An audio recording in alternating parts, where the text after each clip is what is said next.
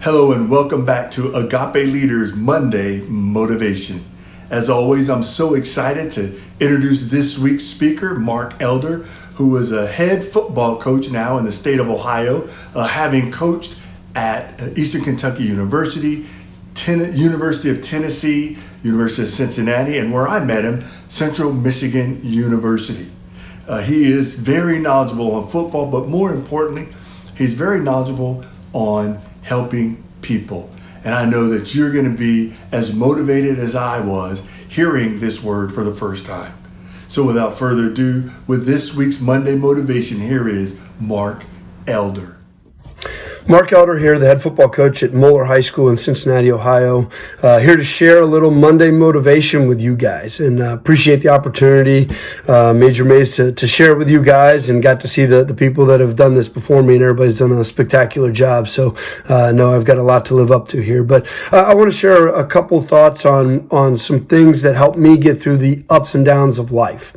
Everybody has those positive points of life where everything's fantastic, and then the negative where it's not as good, and you're trying to dig yourself out of a rut. And these are the couple things that I always use to help dig myself out of that rut. But the first one is this, a quote that Kevin Koger, who was our wide receiver coach at the last place I was at and is now with the Green Bay Packers, shared with myself and the team a few years back, is comparison is the thief of joy. And this was a new thought for me, because I think it's so natural for everybody to compare your situation to somebody else's situation, and generally speaking, I know what I do, and I'm sure that everybody else is the same way. You're comparing your situation to somebody else who's got a much better situation, and that's where that steals the joy, because somebody else's situation really is irrelevant. Your situation is your situation, and making your situation the best that it can possibly be is really all that matters. And don't worry about what somebody else has or doesn't have.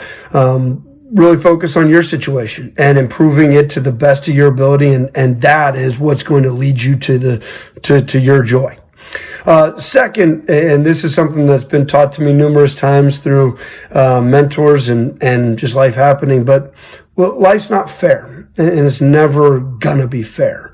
And when you can move past that concept that you think that it should be, that life should be fair, and that you should be dealt the same cards as others, it helps you realize that, okay, listen, it's not going to be fair, but whatever cards I'm dealt, I've got to make the most of those.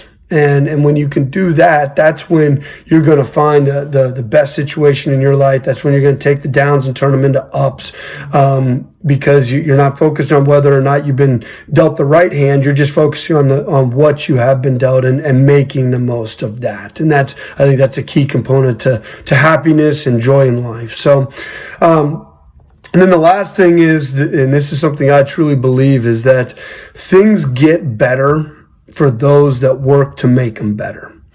And, whatever situation you're in, you have to work to try to make it better if it's not what you want.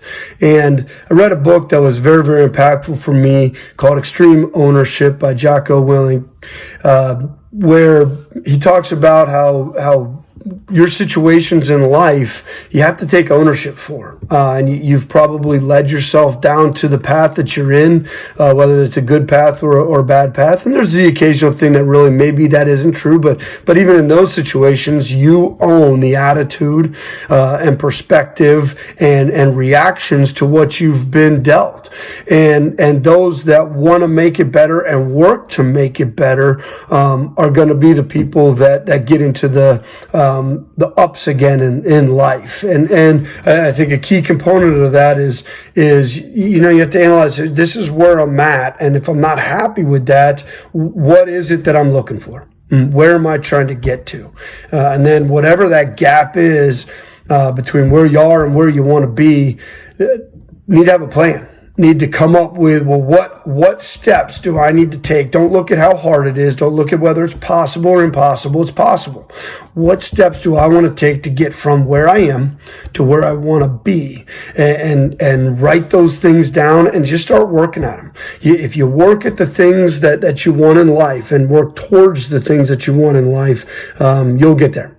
So appreciate the opportunity to share with you guys, and these have been fantastic for me to listen to, the other people's motivation, and wish everybody the best. Thank you. Thank you, Mark, for that word. We really appreciate that, and look forward to you doing some great things on the gridiron. Well, that's all we have for this week's Agape Leaders Monday Motivation. We pray that you'll come right back next time, where we'll have a motivating word for you. But until then, you have a blessed week.